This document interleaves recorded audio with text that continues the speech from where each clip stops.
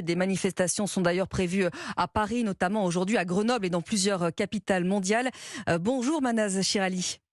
Bonjour. Vous êtes sociologue et politiste, vous êtes spécialiste de l'Iran. Il est important justement ce soutien pour le peuple iranien. Il faut continuer à parler de la situation pour faire pression. C'est pas suffisant, évidemment. Aujourd'hui, les Iraniens n'ont pas besoin qu'on parle d'eux. Ils ont besoin qu'on reconnaisse officiellement la légitimité de leur mouvement pour la liberté et pour la démocratie, ce qui leur a été refusé alors qu'il est. Donc, il faut vraiment savoir, c'est un mouvement pour la liberté, pour la démocratie, et c'est l'obligation de la communauté internationale et des pays démocratiques de lui accorder une reconnaissance officielle. On entendait avec Geoffrey Branger que la peur était peut-être en train de changer de camp. Est-ce que vous sentez que le pouvoir pourrait vaciller en Iran ? Non, c'est pas aussi simple que ça. C'est un pouvoir militaire. En Iran, depuis quelques années, on n'a plus du tout un État normal. C'est un État militaire.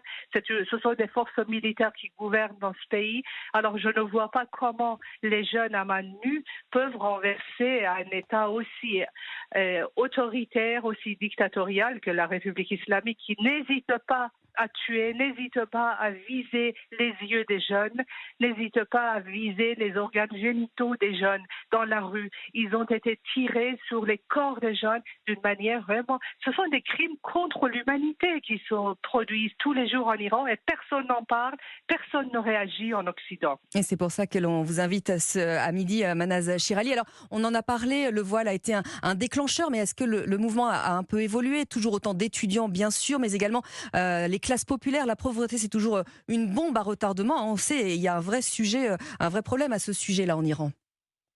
Aujourd'hui, en Iran, tout le monde appartient à la classe populaire parce que les classes moyennes ont été complètement paupérisées. Il n'y a plus de classe moyenne. Les Iraniens ont appauvri d'une manière invraisemblable.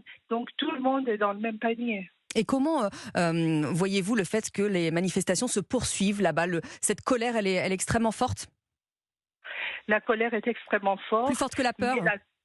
Ce n'est pas la peur, c'est la terreur, parce que c'est imposé par le haut et par l'État. Alors, comment certaines personnes arrivent à maîtriser leur peur et à résister, c'est admirable. Évidemment, on voit les femmes depuis un an qui refusent de porter le voile, alors que la violence contre les femmes n'a jamais été aussi importante. On voit systématiquement les vidéos de violence contre les femmes qui refusent de porter le voile. Pourtant, elles résistent. Donc, elles sont courageuses, elles résistent, mais elles ont quand même peur. Tout en ayant peur, elles arrivent à maîtriser leur peur. Et Manaz Chirali, combien de temps est-ce qu'elles peuvent tenir, ces femmes si courageuses, si la communauté internationale n'intervient pas ? Je n'ai pas le don de prévoir l'avenir, mais si la communauté internationale n'intervient pas, les Iraniens ont beaucoup de mal à supporter la situation et doivent continuer à subir, parce qu'ils ne peuvent rien faire tout seuls. Merci beaucoup Manaz Chirali d'être venu ce midi à midi sur Europe 1, sociologue et politiste, spécialiste de l'Iran.